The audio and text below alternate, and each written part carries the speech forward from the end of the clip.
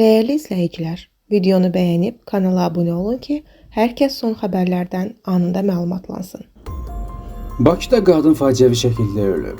Xəbər verilir ki, hadisə Sabunçu rayonunda baş verib. 60 yaşlı Sərvinaz Xəlil qızı İbrahimov oktyabrın 5-də yaşadığı evdə yanıq xəsarətləri alıb. Yaralı Nərimanov rayonundakı yanıq mərkəzində müalicə alsa da, oktyabrın 10-da orada dünyasını dəyişib. Məlumata görə hadisə olan günü benzin alıcı və mərhumun bacısının palatlarına keçib. İbrahimov da bacısını yanığından xilas etmək istəyib, lakin alov onu da keçib. Nəticədə qadın yanıq xəsarətləri alıb. Faktla bağlı araşdırma aparılır.